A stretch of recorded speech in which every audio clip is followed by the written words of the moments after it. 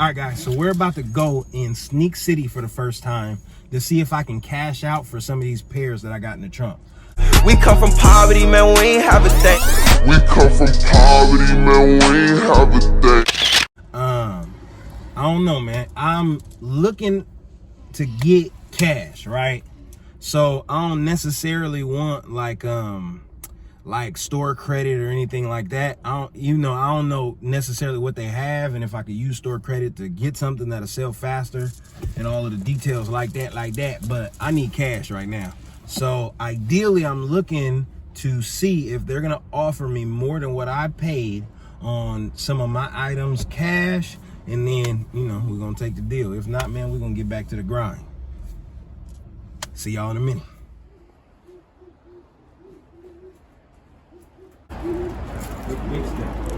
Come on, Case. How you guys doing? What's up, brother? I see the Travis Scott. Yes.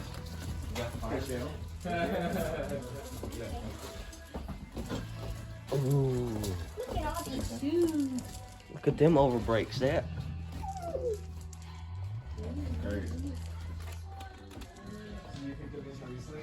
Look at that one, man. Them are fives. I wanted these for personal. Yeah. Aren't these the fear? Yeah, these are the fear of God. But they only have that size. They're like Get a fast protected. Just sitting there, they can home. Oh, wow. Look at those. Remember some of the pigeon dunks?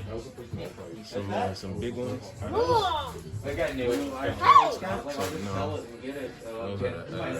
Yeah. And he goes, well, what if somebody comes in and wants to sign? What about those? Oh, yeah. Those are the Travis Scotts because I see the little dots on the back. These are. First come, first serve. Look at the dumplings. Wow! Exactly. First come, first serve. These are. The dumplings in person don't really look that cool anymore. Cool Nile shoes, Really? Dad. Yeah.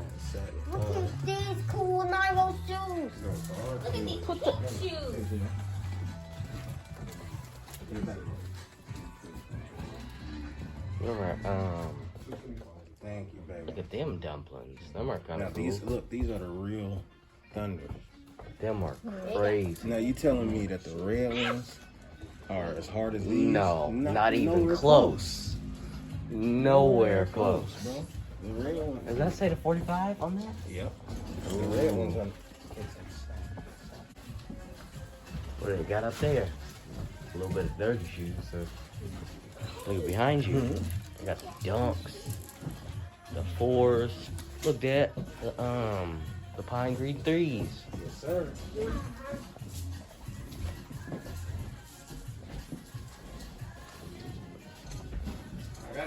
Look at them fives, some yellow fives. Them are the Travis Scott ones, right? Walk, killer, I pop my shit, I'm a real player. You ain't seen dope like this since the Reagan era. Dope like this since the Reagan era. 5 hours later. All right, guys. So you've seen we went into the sneaker store, all of the stuff they had. It's interesting because that store, I watched Sneak City's YouTube channel, and it looks bigger on camera than what it actually is in person. Now, granted, they got a bunch of shoes. So just seeing the inventory it takes to make sure that you have constant sales, you have constant cash flow. It's a lot of capital you got to put forward in inventory to make sure you got the shoes that you need to sell on a daily basis to make sure your rent is paid, your employees are paid, so on and so forth when you own a sneaker store. So that part is just crazy to watch as I'm going, because I think we've been to most of, like 80% of the sneaker stores in Seattle. So just seeing like the different dynamic, the different vibes at the different stores is an interesting thing. All right, so I went to cash out. That was a bust. They didn't buy one single pair of sneakers from me. The only shoes that they were willing to offer on was my white 550s, and they were giving me retail minus tax and shipping.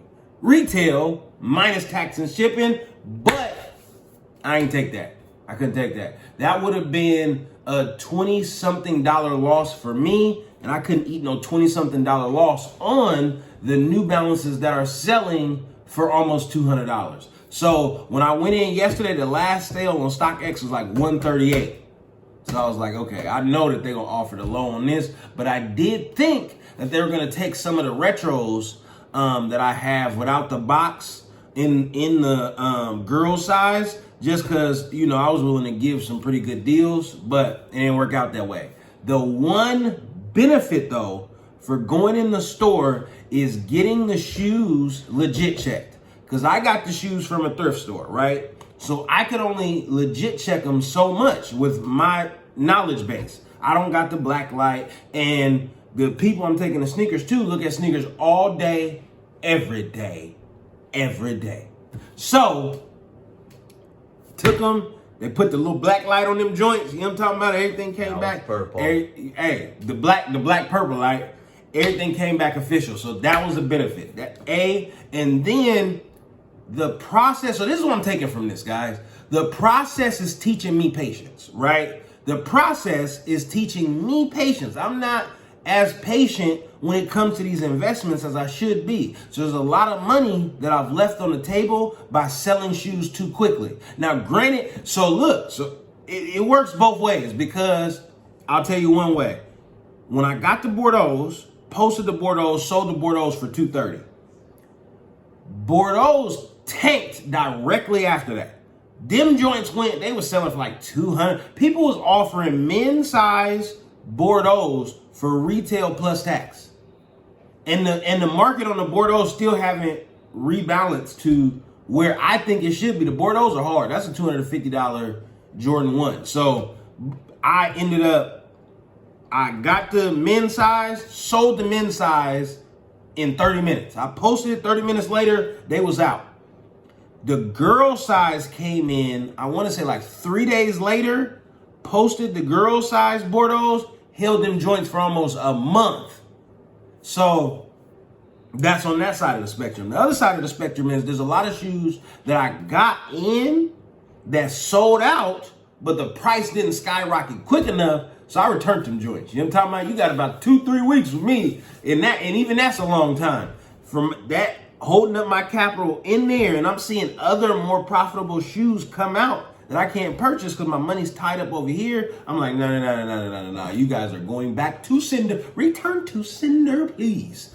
So seeing that and then watching the price of the shoe skyrocket after that. So then, you know what I'm saying? I'm missing the wave. So I'm learning, well, the shoe game really is forcing me into patience. It's forcing me down a patient avenue. So I'm learning patience.